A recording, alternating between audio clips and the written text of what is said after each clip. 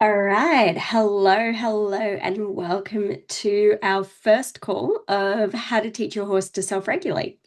So, thank you for jumping on the call. If you've jumped on live, if you're watching this on a recording, awesome, love it. So, call number one. This is going to be a four-part series, and I'm going to do a little brief overview of what we're going to cover in each of the calls. So, for call number one tonight, what we're going to talk about what emotional regulation is and what it's not, what causes regulation versus dysregulation, and what that actually looks like. And then we're going to discuss the fine line between desensitization and learned helplessness, because I think it's a finer line than people necessarily realize. And lastly, we're going to talk about trigger stacking. And then for those of you who are on live, we're going to do a bit of a Q&A at the end. Call two, we're going to start looking at how horses see and experience the world, and what that means when it comes to teaching them to self-regulate. We're going to talk about our traditional responses as humans and why we react the way we do when things go sideways. We talk about the fact that horses don't contextualize well, and again, what that actually means when it comes to regulation versus dysregulation. And you guys get a little bit of homework on the five domains. And so we're going to look at the five domains for your horse personally, and we're going to bring that information into the next call. And then again, if you're on live, we're going to do a bit of a Q&A and we can talk about your own personal cases. Call number three, we're going to talk about building your horse's personal stress scale. So something you can actually use to assess your horse's stress in any given situation. And then we're going to talk about what you're going to do at various levels of that stress scale. So we're then going to talk in this call about self-regulation exercises for the humans, whether you think you need it or not. We're going to talk about co-regulation as a tool, but also as a skill set, because it is a skill set. And we're going to talk about common misconceptions about working with horses in this way. And then again, if you're on live, we're going to go into Q&A. Call four, we're going to talk about actual techniques that you're going to use to help your horse regulate in any given moment, going back to your horse's personal stress scale. We're going to give you a to-do list at each level of stress so you actually have something tangible, something concrete that you can do with it. And then we're going to talk about what self-regulation really looks like, how we can make it better than just, a horse that's dopey or switched off, how we can make it better than a wish and a prayer. And then we're going to take this new state of calm and we're going to have that anywhere. So we're going to talk about how to make that so that your horse can be regulated anywhere that they find themselves in any environment. And then again, if you're on live, we're going to have a question and answer, and we're going to have some personal case studies. So I think it's really exciting. I'm really looking forward to jumping into it with you. So let's get started. So let's talk about first what emotional regulation is and what it's not. So to me, I'm going to use emotional regulation and nervous system regulation and just self-regulation interchangeably here. And they kind of, in this particular context, we're going to say that they mean the same thing. They're not quite the same, but they're close enough that this will work. And that's purely because nervous system regulation is a little bit of a mouthful.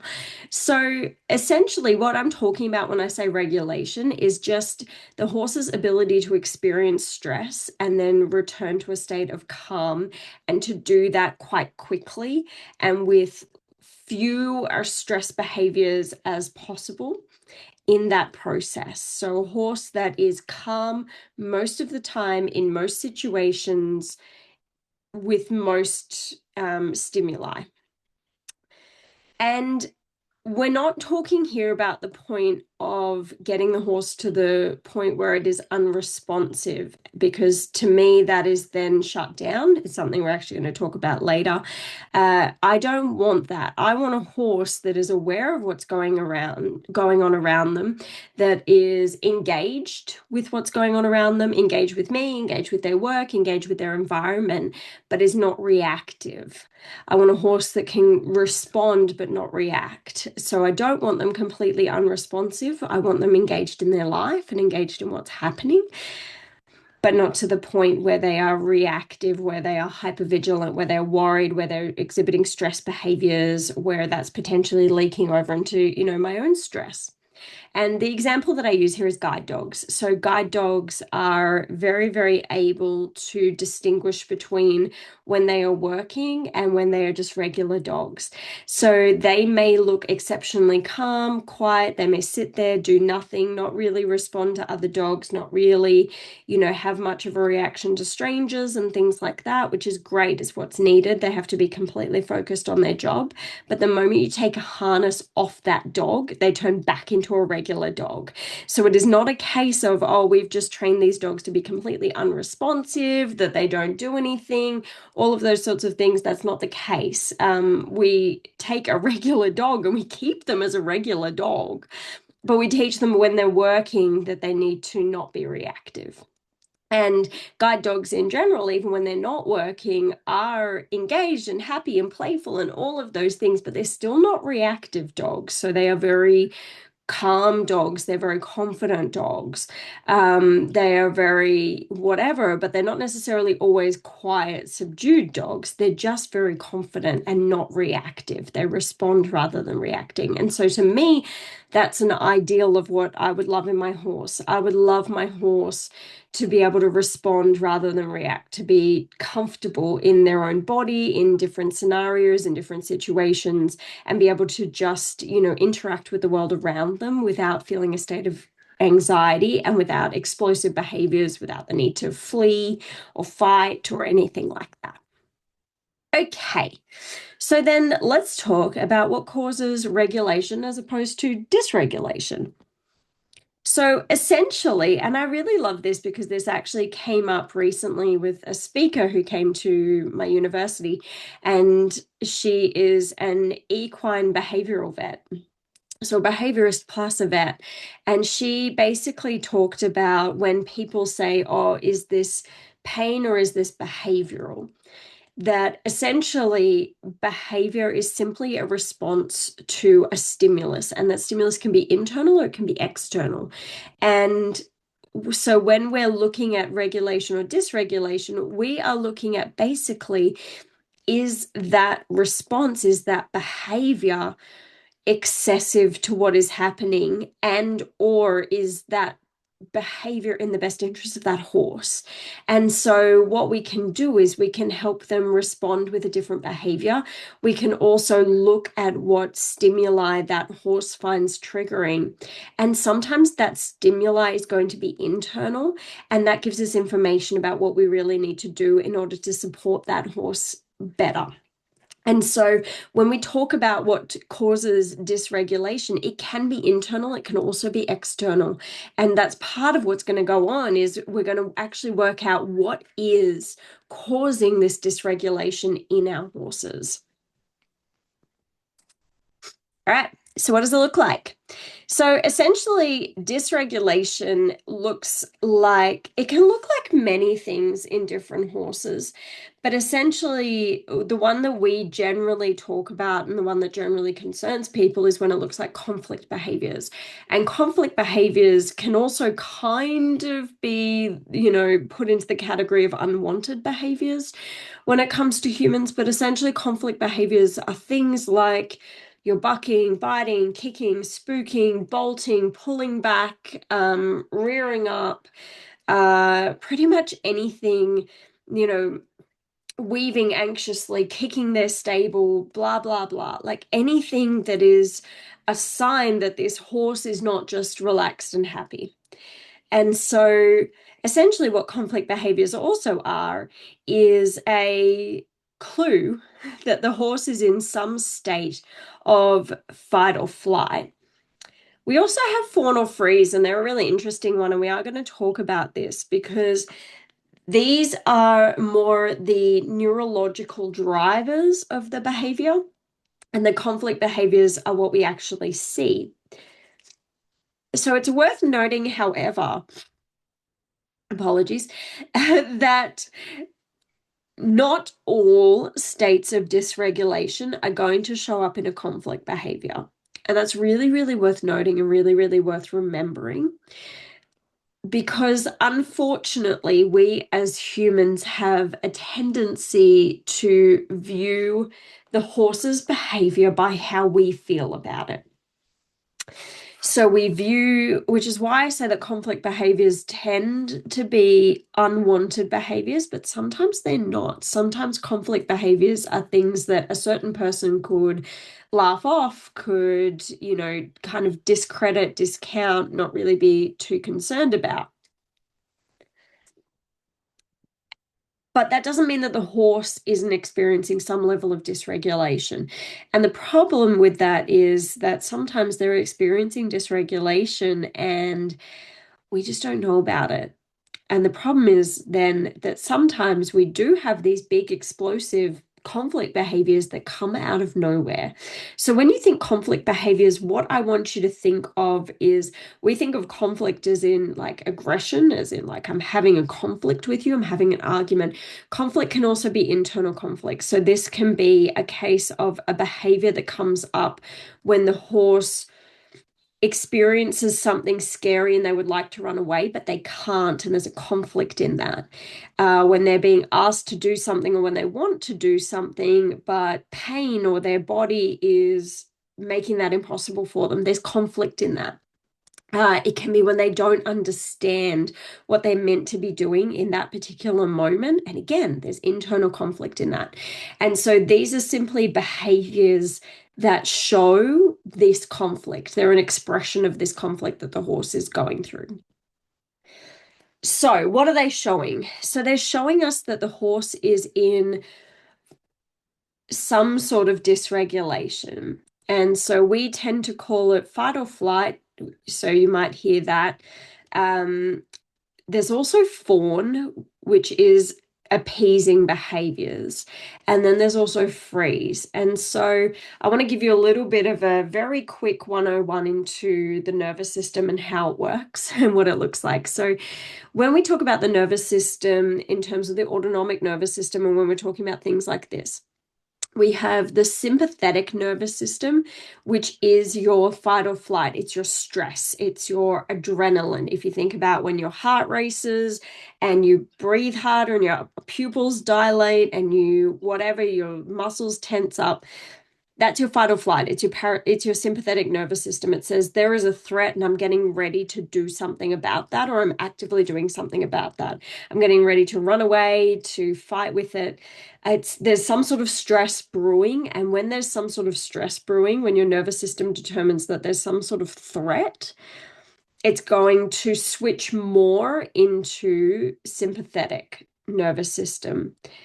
Then you have your parasympathetic nervous system, which is your rest and digest. So essentially, when there's no threat, when you're relaxed, your parasympathetic nervous system is the one that is dominating. It's worth noting this isn't a case of switching on and switching off. It's actually a scale. We move up and down the scale constantly between the sympathetic and the parasympathetic nervous system, and which one is in greater priority at that given moment. So we understand fight or flight, right? We think of horses as flight animals, but when they cannot flee, they will fight. They will turn to aggression. And this can be when they cannot flee, when they can't run away, or when they don't feel like they can escape the thing that is stressing them. They will turn to fight. That is where we see horses bite and kick and rear and buck and do all of that. Is essentially horses by nature will, for the most part, do everything they can to remove themselves from a situation that is stressing them. Unfortunately, domestication does not often give them this liberty. And so therefore we start to see these more aggressive behaviors. Now you do see this in the wild before anyone comes at me, because you do see it with mares and foals where the mare cannot run because her foal cannot run fast enough, and she will fight, and she will absolutely fight. She will fight other horses, she will fight predators, she will fight. And it's incredible if you watch the videos of that. Stallions also will fight, because they can't simply run away from a stallion that is trying to take on their herd, because that stallion's just going to follow them. So they can't run away. They can't escape it. So they are going to fight. They are hardwired to fight in that particular scenario. In most other cases, horses will attempt to run away. Now, you might say, yeah, but my horse can run away in a particular scenario. So, A, your horse is probably in a paddock. But B, we also teach horses that they're not allowed to run away. And so there is an aspect of whether or not they believe they can run away as well. And so when we have horses that do not try to get away and they go straight for aggression, it's usually a case of they have been taught, they've been conditioned to believe that flight is not an option in this particular scenario. And so they do turn to fight. That's where we see aggressive behaviors. It's where we see the ears back, the nipping, the baring the teeth, the striking, the whatever. We also have fawn, and fawn is a really interesting one, and it probably doesn't get spoken about, in my opinion, enough. So fawn is essentially like people pleasing. Fawn is appeasing behaviors, and so it I often comes up with things, honestly, things like clicker training done wrong, positive reinforcement kind of done wrong, ends up with fawn behaviors. It ends up with these horses that are constantly seeking that positive reinforcement. And they're in conflict because they're not fully understanding what it is that gets them the positive reinforcement. So you see these horses that are offering all of these various things in an attempt to get the positive reinforcement, and they get quite stressed about it. So fawn is essentially the mentality behind it, to really simplify it, is if I snuggle up really close, I will get my needs met and or I will escape punishment.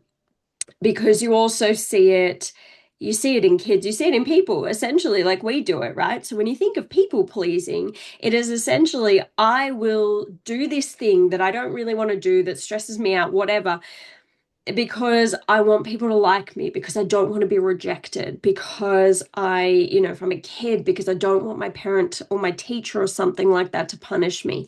And so I will be the good girl, the good boy. Your horse will be the good horse to escape punishment as well. And it is actually stressful if you are a people pleaser or a recovering people pleaser. That moment when you step into people pleasing, just before that is stress, right? It's an expectation, and you feel that expectation, you feel the stress of that. And your way of escaping the stress of that is to go, yeah, sure, of course, I'd love to. Our horses do exactly the same thing. So to escape the stress of whatever they feel is required or wanted from them, they will just go, yes, sure, of course, I'll do whatever you want. And they do this quite often, honestly. They're the most compliant creatures on the face of the earth. And so they are often doing the fawn behavior when they anticipate punishment for not doing the right thing, or when positive reinforcement goes badly. Then we have freeze. Now, I'm going to be really horrible and explain to you what freeze is, because I think people underestimate it slightly. And so, freeze, when I talk about freeze, I am also, in a longer, more chronic sense, talking about when we say that horses are shut down. It is on the same spectrum. So, your fight, your flight, your fawn are all sitting in that parasympathetic. They're all sitting in that like increased heart rate, increased respiration, tense muscles, that kind of thing. Freeze is the other way. So freeze goes into parasympathetic, but it goes into parasympathetic that is below calm. So I think of it, if you think of a scale of 1 to 10 of stress. So you start at 1, you're pretty happy, right? You're pretty, you're probably ready to have a nap. You're quite calm, you're quite whatever. And then you go up that scale of stress. 10 would be absolutely terrified, whatever that looks like, the ultimate stress for you. So absolute rage or absolute terror would be a 10. The worst fear or the worst kind of rage within yourself that you could imagine would be a 10, or possibly even beyond what you could imagine. Freeze would be 11, but it drops back down, all the way down that scale to a 0. Freeze is what happens when you run out of fight or flight and you still cannot escape whatever it is that is stressing you. Freeze is a mechanism that is designed so that if you are a prey animal, but it happens with predators as well, humans have it as well.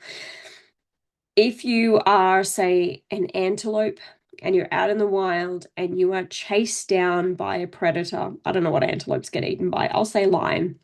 You are chased down by a lion. You are at a 10. You are running for your life from this lion. The lion jumps on your back. You are still running for your life. You're still trying to get away.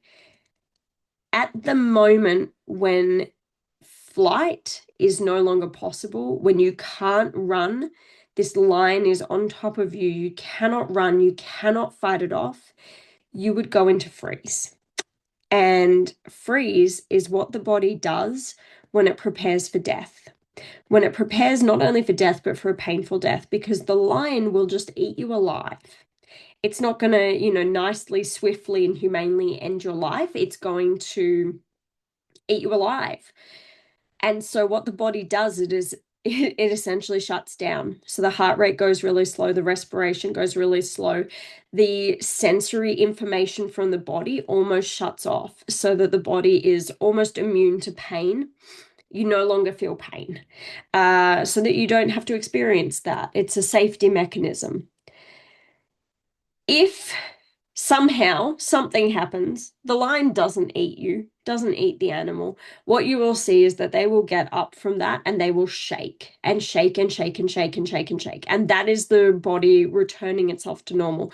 That is after a short-term freeze. We're talking like a few seconds, maybe a couple of minutes or something like that. So what our horses that go into freeze and go into shutdown, what that looks like is, and the classic one that I use as the example all of the time, is horses that are worried about getting on a float or getting on a truck, and people argue with them, and the horse tries to get away from the float. It tries to go around the side, it rears up, it strikes, it tries to kick, it runs backwards, it does all of these things. And it will get to a point, and it might be like after an hour, where people will be standing there with this horse at the bottom of the tail ramp, with the horse with its eyes half closed, resting its legs, with people beating the crap out of it and going, see, he's not scared. He's just being stubborn. He just doesn't want to go on. The horse has gone into freeze, which breaks my heart. It's like that horse has gotten to the point where it is so afraid that it is actually going to die getting on that float, or it doesn't understand. And all it understands is the stress of what the humans are doing to it. It can't escape the float and it can't escape the humans. And so its body goes, well, we're just going to die. These people are going to kill us. That's what's going to happen. And they freeze. And then you end up, when you do this often enough, you end up with a horse that's bad to load, but he's not scared. So he stands at the bottom of the tail ramp. Every time you walk him up to that float, he goes sleepy and he won't get on. And it's not that he's not scared, it's that he has recognized that he can't escape the stress. And so he freezes and he shuts down. Now, I will say, as someone who has experienced a freeze many times, I will tell you that I was also someone who used to experience very chronic panic attacks. And I can tell you that they are a delight compared to freeze. I can tell you that panic attacks, the thing about panic attacks that often happens is that people then become afraid that they're going to have a panic attack because it's very unpleasant. And so they start having panic attacks about having panic attacks. I can tell you that panic attacks did not scare me. It got to the point where they didn't frighten me at all. It's like the idea of having one, it was like, yeah, that's inconvenient, that's annoying. And I mean full-blown panic attacks. I'm not downgrading them. Freeze was the thing, like I was terrified of ending up in that state. That would have been my biggest fear for the longest time, was ending up in that state. I actually can't describe, if you were lucky enough to not have experienced it, and I hope you haven't, I can't describe how awful that state is. So when we have a horse in freeze. Now, I want to go back out of this. So I apologize for the journey I just took you on. But when we have a horse then that is in freeze, I want you to remember it went up the 1 to 10 scale and then it dropped to 0, which is why these horses that are shut down, these horses that chronically go into freeze for whatever scenario, are the most dangerous horses ever, because they don't work their way back up the stress scale. When they come back down from 11 to 10 and then back down, which is why you end up with horses that explode with zero warning, that go quiet, quiet, quiet, quiet, and then lose it because they've gone back to a 10. And it's not that they didn't give you any warning, it's that they were actually coming from an 11. It's just that 11 looks completely different to 10.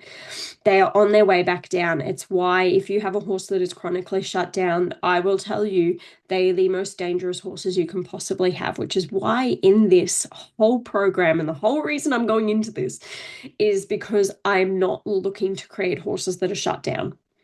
I do not want you to have a horse that is shut down, because I do not want you to have a horse that is that dangerous.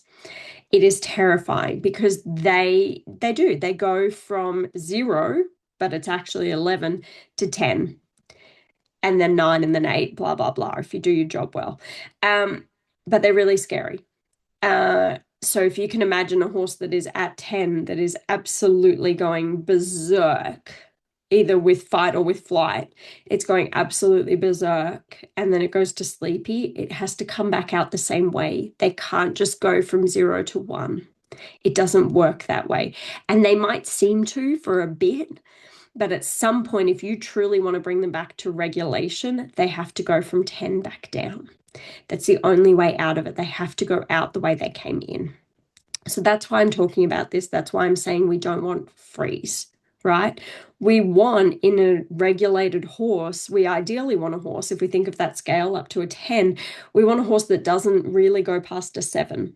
And it might spike up to a 7 and then come straight back down. And when they're self-regulated, they can do it on their own without even our help. That is our aim.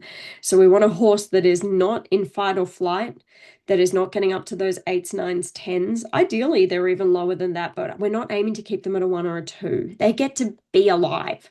They're also not constantly appeasing us and seeking and trying to people please, essentially, and we're not aiming for a freeze. We're not aiming for a 0. Okay, so let's talk about desensitization and learned helplessness and the fine line. Now, I'm going to warn you, if you struggled with the last bit, this is going to be even worse when we talk about learned helplessness. So just a heads up for that one. So desensitization and learned helplessness. Now, here's the thing. I will go on record and say that I spend a lot of time arguing against desensitization, and here is my reasoning. Desensitization, when done well and when done in a species appropriate way, is super useful. I love it. It's great. It's really helpful. It helps horses learn about either specific triggers and how to be more regulated, how to feel more confident around specific triggers. It also helps in terms of just teaching them what behaviors are appropriate in a domestic lifestyle and what behaviors are not appropriate in a domestic lifestyle. Love it. It's great. The problem is that it's very rarely done in a way that actually achieves that particular aim. And the majority of the desensitization that I see on social media and just in general actually leads to learned helplessness. So learned helplessness to me is we're thinking the same thing as that freeze, we're thinking the same thing as the shutdown. It is ever so slightly different. So again, learned helplessness, well, it's not slightly different. It's exactly the same, except maybe slightly different. So learned helplessness, where this term came from was from a research project where they put dogs in a crate, a dog in a crate. It was in its own crate. And this crate was metal. And periodically, they would run an electrical current through this crate. And understandably, the dog would jump up, yelp, try and get out of the crate. It would try and like rip its way out of the crate. So it would go into fight or flight to try and escape this stress. Understandably, as you would. If the crate door was open, the dog would just run out and wouldn't go back in that crate. But if the crate door was shut and it couldn't escape, it would just do that. And they would wait an indeterminate amount of time and then they would do it again. So what happened is, as they kept doing this, one is that the dog realized that it couldn't control that. It couldn't fawn, it couldn't people please, it couldn't do a particular behavior that stopped it, and it couldn't identify a particular behavior that made it happen. So it had no ability to change that. It also had no ability to escape it. No amount of fight or flight was working. And so what would end up happening is that these dogs would end up laying on the bottom of the cage and it would zap them and they would just lay there and not respond at all. The sad part, the worst, it's horribly sad anyway. Like it wouldn't get through ethics these days. But the even more sad part about that is that then they would do it with the crate door open so the dog could actually leave and the dog would still lay there because it was just convinced that it couldn't get away. And this is what desensitization in the way that it's done often does. It just, again, it's introducing a stress and then teaching the horse that they can't get away from that stress. So what, to me, the most common one that it looks like, and it grinds my gears, is people essentially chasing a horse around with a flag. And they wave the flag and wave the flag. And when the horse stops, you stop waving the flag. It's great. It works. It's negative reinforcement, right? You put a pressure on, and then when the horse gives you the correct response, you take the pressure off. It's how negative reinforcement works. Love it. Negative reinforcement's great. It's a really ethical way of training horses. The problem is that when you reach a certain level of stress, the horse is no longer learning. Not learning as in they're learning something, but they're learning like those dogs did, that they can't get away from the thing.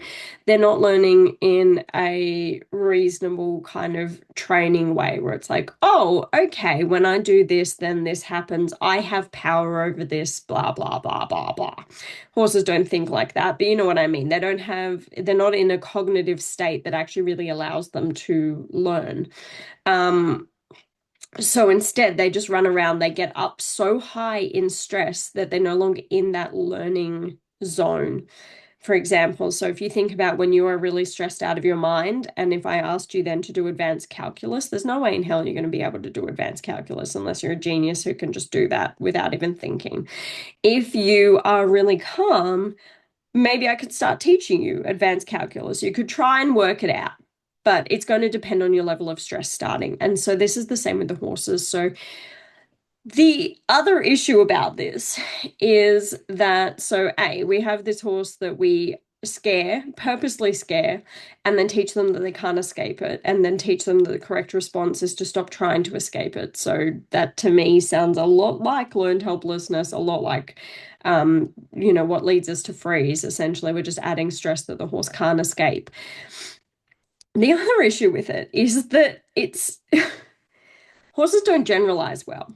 And so I would argue that you can chase your horse with your flag as often as you want. And if you are out on a trail in a different environment and a flag blows in the wind and hits your horse, it's still going to react because it knows you chasing it with a flag in an arena. It doesn't have the ability to generalize that to other environments. So that's the other problem. But I will warn with the desensitization, because we are actually going to talk about how you genuinely can desensitize your horse to things in a way that is actually learning, actually building confidence, actually species appropriate. We're going to talk about that. It's a fine line between that desensitization and the learned helplessness. And I would encourage, so one of the things that you can do is you can actually look at, there's a book called Horses Hate Surprise Parties. It is amazing. I love it. It's my favorite thing. I recommend it to everyone. It is by Sophie Warren and Portland Jones, and it is based in equitation science. And there is a really brilliant part in there about counter conditioning, about desensitization in a way that's actually ethical for horses. So if that's something you're interested in, go nuts. We are going to talk about it later in this program as well. But yeah, I want you to recognize that there is a really fine line between desensitization and learned helplessness. And I want you to start seeing that when you look at training videos or things like that on social media, and ask yourself, is this horse regulated or learning to regulate? Or are they being pushed into this idea of you can't escape the stressful situation, so you may as well just stand still and give up? And really start looking at that and really start thinking about that and really being quite self-analytical and start looking at how you train. Is there an aspect of that? Because I will say, and this is not a shame thing, this is not to say you're a terrible person or anything like that. I will say that that is the way that I trained and the way I was trained for the longest time. This idea that, even just like the saying about ending on a good note would often make me argue with my horse until they basically just gave up arguing, and then they went slightly better and I'd end on that. And usually my horse and I would both end up miserable out of that. I have definitely been trained to bully horses into doing what I want to do. And it doesn't teach, if we think about confidence and regulation being linked to confidence, that the more confident our horse is, the more regulated they're going to be, the less reactive, the more responsive, all of those sorts of things. Does what I'm doing build confidence? And I want you to ask that. And sometimes that's by doing this sort of stuff, this desensitization, this learned helplessness, we're actually eroding the confidence. Sometimes we're also eroding the confidence by us almost being too soft and by not giving them something clear, and we erode confidence. And in that particular case, that tends to look like that fawn, that people pleasing, that sort of thing. When we lack clarity, we actually erode their confidence at the same time because they're not sure exactly what we want and how to give the correct response. And so they're not sure anymore and they start to lose confidence themselves. It's like if you were working for me in a job and I said, okay, this is the finished product that I would like, but it was a bit wishy-washy and I didn't really tell you how to get there. You would probably have questions along the way. And if I couldn't answer those, like probably at the beginning, you'd be like, oh God, okay, sure, I'll go away and hopefully I can figure out how to do this. So that's already a loss of confidence. But then also you probably have questions along the way. And if I can't answer those questions or I can't answer them in a way that makes sense to you, it's going to erode your confidence even further. It's not a great thing. So my recommendation is to look at that, to look at, are you making your horse more confident? Are you potentially, and all of us are to some extent, we're not perfect, no one is perfect. Are you potentially eroding your horse's confidence either by pushing them to stress and teaching them that they can't escape it, or by being too afraid to put pressure on and therefore eroding their confidence just through a lack of clarity? And it's a really, really, really fine line. And like I said, no one is perfect. We're always constantly going, too far one way or the other. And it's part of life. It's part of being human, but it's something to actually look at in yourself. If your horse is lacking confidence, we can start to go, okay, is there something I'm doing or not doing that's contributing to that? Okay, lastly for today, we're going to talk about trigger stacking. So, trigger stacking, and we're going to get more into this when we do our next call with the 5 freedoms. But trigger stacking is essentially this idea of your horse has a coping level, a limit that they can cope with. And then when they get past that limit is when we get into dysregulation. So we go like a little bit stressed, bit more stress, bit more stress, bit more stress, bit more stress, can't cope.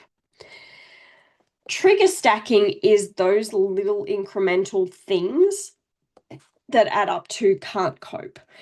And part of helping our horses regulate better is starting to mitigate or help with those little triggers that are stacking on top of each other.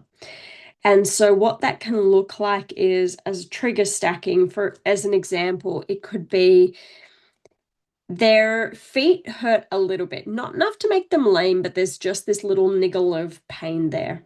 So there's like one little trigger. And then we might have also potentially they do have a little bit of a stomach ulcer. It's a little bit more pain, so it's another little trigger. And when I say that this is triggering, if you think about why this might be triggering, I think you can imagine that if you have a stomach ache or you have a bit of a foot ache, even if it's not really obvious to someone else, it does stress you out a bit. It either makes you feel a bit sad, a bit grumpy, a bit anxious, a bit whatever. When you think about being a prey animal who relies on flight, and you think about just prey animal, right? Predators go after the weak, the old, and the lame. And so if you perceive yourself to be lame, to be sore, to be weak, to be sick, to be whatever, you are lunch. And it is going to make you more stressed, more hypervigilant, more looking for threats, which is why, like horses with ulcers, it might show up as being spooky because what they're doing is they're being hyper vigilant. They're like, well, I'm a bit weak. I'm a bit, I'm in a bit of pain, which means I have to see the threat earlier to give me a better chance to get away, for example. So we have two little triggers there. And then potentially, we have them paddocked on their own or stabled on their own, which is another trigger because they're a herd animal. They're designed to have, social interaction, or we have them paddocked or stabled with a horse that bullies them. And that's a bit stressful. So we have that on top of it. So we have our sore feet, we have a little bit of a gut thing, potentially we have a horse that's not super nice to us or we're a little bit isolated. And then potentially we also get fed twice a day and don't necessarily have a whole lot to eat in between that. So that makes our belly hurt a little bit more. And again, it's just one of these things that's hardwired that our need isn't being met. And so that adds on top of it. And then your human arrives, blah, blah, blah. That's all great. But then they put this saddle on you that you don't really love. And then they ask you to do stuff. And you're going, oh, my feet are a bit sore and I'm a bit tired because my friend was chasing me in the paddock and my belly hurts a little bit and this saddle doesn't quite fit right. And then you're asking for something and then you try and do it and you don't do it well enough. And so the person either wasn't clear or you weren't able to do it well enough because of these other things. So then they kick you in the guts or something like that. And then you explode. Because what's happened is you've hit that coping line and you've gone past it. And the thing is that as a human, you might not see those little ones underneath. All you see is that you get on your horse, everything seems fine. You ask them to go forward, they don't. You go, well, come on, you know how to go forward. This is ridiculous. And you kick them in the guts and then they try and buck you off. And you think that it was about you asking them to go forward. And it was, but it wasn't.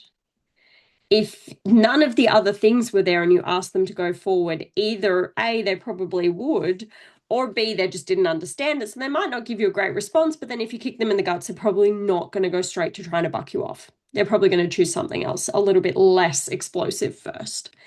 So that's what we mean by trigger stacking. And so one of the things you can do is your first little bit of homework. It's not formal homework, but as your first little bit of homework is you can start to think about, are there any little triggers that might be in your horse's life that just bother them? Like little things. And that can even be like having the itch. I think we underestimate how awful having the itch must be. You know, flies, it can be pretty much anything. It could be noise, like traffic noise or something like that, or the noise of the electric fence constantly is another one that I think about. Going, that must actually be a little bit stressful to just constantly, all day and all night, hear the thing that kind of zaps you occasionally. I think that would be a little bit stressful. So you can start to think about trigger stacking and what might be happening under the surface in your horse's life.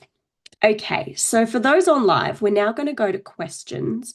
For those listening to the recording, you can ask questions if you want. You're always welcome to email me questions, kira@holistichorse.au. For some of you, you will be watching this as your free first call, and you may not be part of the actual program. Now, if you would like to be part of the program, you can go to holistichorse.au/self-regulate, and it will be on there, and you can sign up for the rest of the program. There are 3 more calls. So in the next 3 calls, we've already talked about what we're going to be talking about, but just for the sake of it.